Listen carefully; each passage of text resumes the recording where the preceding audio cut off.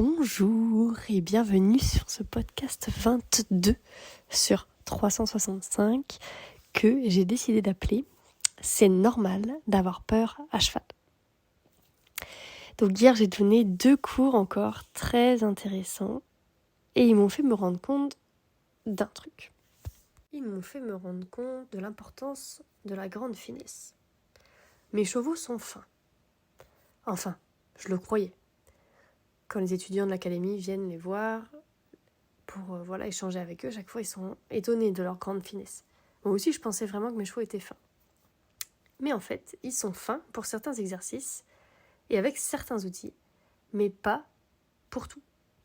Donc, hier soir du coup, j'ai pu tester ce que j'avais pu comprendre de mes cours, avec mes chevaux, avec Uta et B. Et en effet, ce qui me provoquait encore des sensations corporelles avec mes chevaux, donc une légère peur ou un léger manque de confiance, c'était ce qui n'était pas fin à 100%. Donc je me disais, ça me fait encore un petit peu peur. Et donc je vérifiais la finesse de l'exercice qui permettait de réussir cet objectif-là. Et en effet, c'était pas d'une grande finesse. Soit c'était fait, mais un petit peu lourd, soit c'était pas fait du tout. Et donc je précise pour les étudiants qui sont dans l'académie, je le faisais en LA. Donc l'intensité de la peur était corrélée avec le manque de finesse de la part de mes chevaux. Donc plus le cheval est lourd, plus l'intensité de peur va être élevée. Donc mes peurs sont très petites et très fines, avec mes chevaux je parle. Il peut s'agir d'une sensation corporelle d'une seule seconde.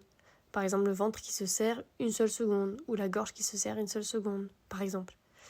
On est loin de la sensation corporelle intense qui ne me quitte pas, avec une envie de vomir, de bâiller. Donc ces sensations très fortes arrivent souvent dans l'éducation au début. Quand je donne des cours à des personnes qui sont dans l'académie juste au début, ça arrive très souvent. Là, on est vraiment sur du plus subtil, plus dur à détecter, mais c'est bien présent. Et c'est justement en se connectant à cette peur que je détecte les blocages. J'ai pas honte d'avoir peur, moi. C'est au contraire très aidant dans mon métier pour ressentir les blocages des chevaux et aussi des humains. Mon corps est mon allié et je ne lui dis pas de se taire. Je t'en ai déjà parlé un tout petit peu. À un moment donné, j'étais intéressée pour aider les personnes qui avaient peur de monter à cheval. Pourquoi ? Il y a plusieurs raisons. Parce que je connais bien comment faire pour avoir un lien avec son cheval et l'avoir vert, présent, qui comprenne tout ce qu'on demande et tout. Donc quand tu montes un cheval comme ça, avec cette connexion-là, t'as pas peur. C'est garanti, quoi. Car c'est un problème récurrent, tu vois. Il y a beaucoup de gens, c'est très fréquent qu'on me demande « j'ai peur de monter à cheval, est-ce que tu peux m'aider ?» Voilà.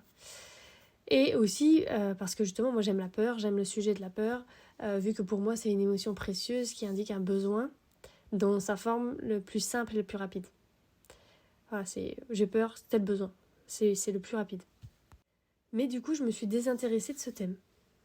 Tu vois, je propose plus trop de choses là-dessus.